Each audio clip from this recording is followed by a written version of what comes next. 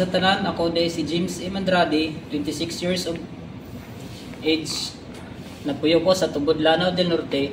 Kung proud ko na nagtrabaho diri sa isa sa pinakadako nga company sa Pilipinas, ang Rural Transit Mindanao Incorporated.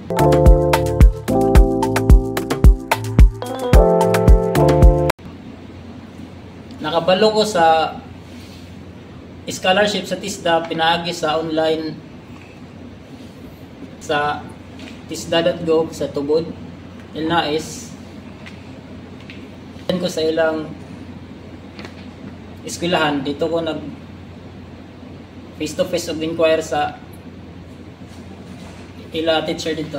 Ay ako naka eskwela sa scholarship sa TISDA, tambay gid ko gikan nato kay tungod sa pandemic ug akong ikalingawan nato sa namuhay na lang sa akong baboy, ay ako nag sugod og eskwela sa TISDA.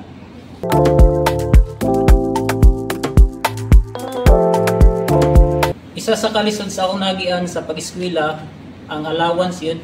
Okay. Tapos ang kalayo, mag-bike-bike naman magbuka ito, ma'am.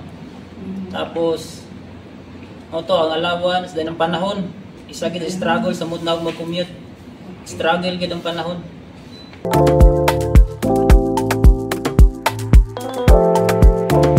Sa akong kurso nga automotive, dagan ubay-ubay gid akong nakatunad tungod sa among maayo nga instructor si Sir Hilmark. Not kamao may og PMS sa about sa brake system, sa maintenance sa sakyanan, o dagan pa nga naitudlo ni Sir Hilmark sa mua. After sa training, nag-undergo mi og National Assessment for NC1 certificate, o kaluoy sa Ginoo nakapasar pod biya.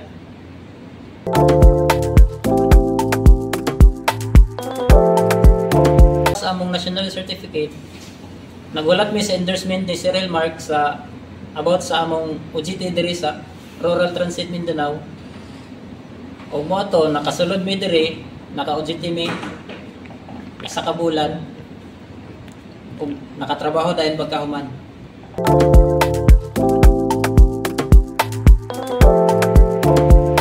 Akong tambag sa mga kabatanunan karon nga nagtambay ra nga walay nahimo sa ilang balay, ayaw mo kaulaw eskwela o TISDA kay bisag TISDA ra na daghan kag pwedeng maabot.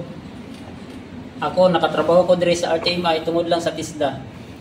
Busa paningkamot mo ayaw mo kawadag paglaom sa kinabuhi, ug ayaw gimo ang kalisod na imong rason nga mo undang ta sa atong mga pangandoy.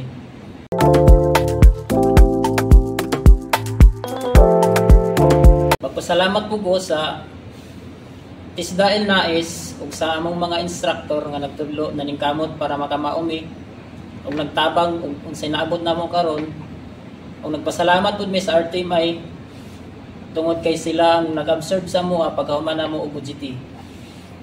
O karon nakatrabaho na ko diri.